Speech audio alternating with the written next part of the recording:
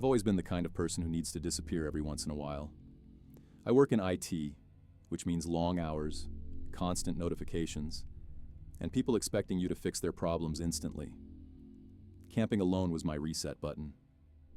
I'd been doing solo trips since college, and honestly, they were the only thing keeping me sane. Last October, I decided to take a weekend trip into the state forest near my hometown. I'd been dealing with a breakup, and I just needed to get away from everything.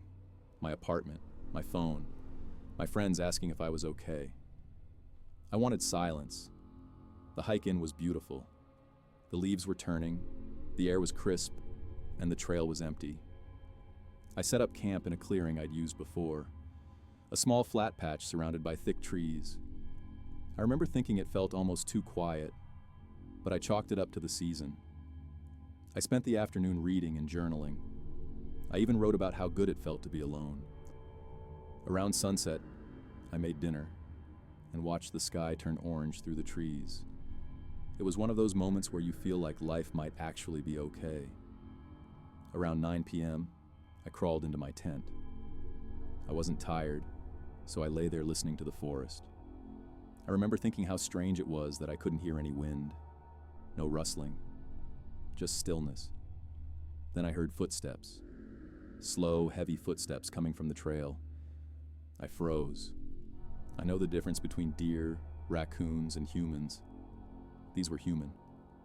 I unzipped the tent just enough to peek out. There was a man standing in the clearing.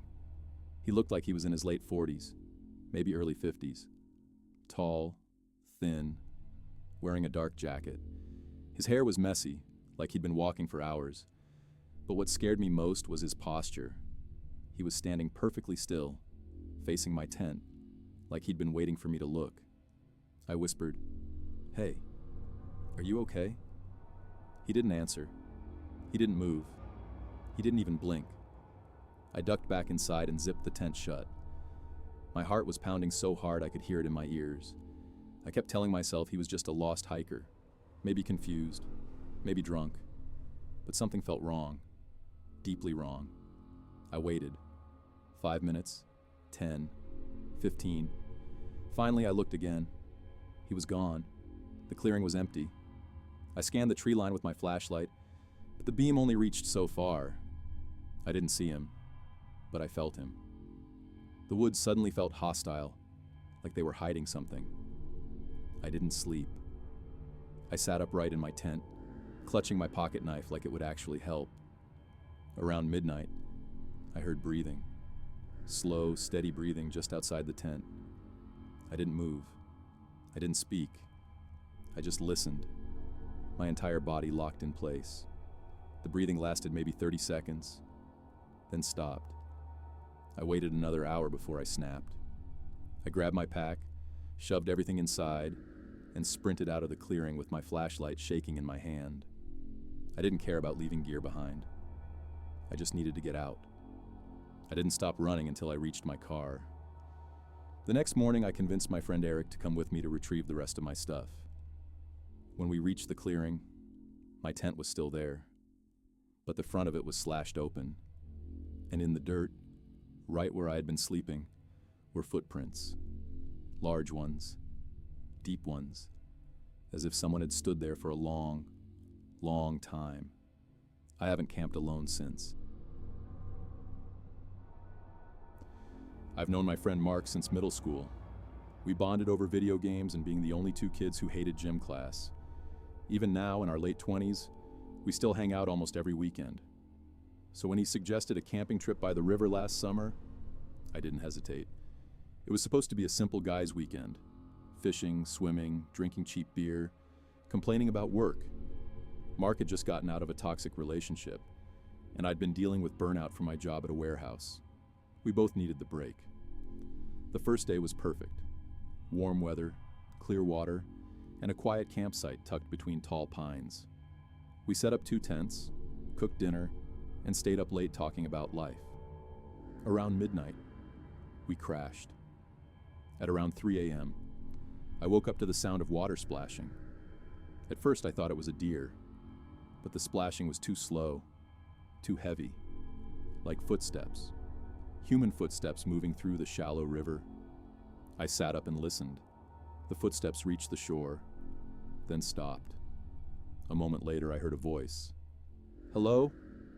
It sounded wrong, flat, like someone trying to sound human, but not quite getting it right. I nudged Mark. "Dude, wake up," he groaned. "What?" The voice came again, louder. "Hello? Is someone there?" Mark sat up instantly. "What the hell?" We unzipped the tent and looked out. The moon lit up the river, but we didn't see anyone. No movement, no shadows. Then the voice came again, but this time it was closer. "Hello? I need help."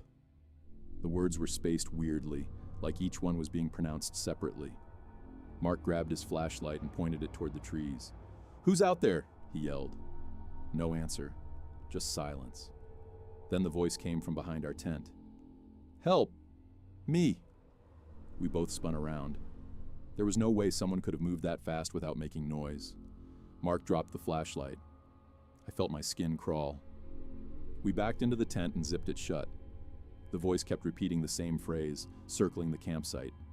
"Help! Me! Help! Me!" Always the same tone. Always the same cadence. Like a recording being played from different locations. Eventually it stopped. We didn't sleep. In the morning we found footprints near the river. Bare footprints. Large ones. Spaced far apart like someone had been taking long strides. But they led into the water and didn't come out the other side. We packed up and left. A week later, Mark told me he'd been having nightmares. In every dream, he was standing by the river, and someone behind him whispered, "Help! Me." He hasn't gone camping since.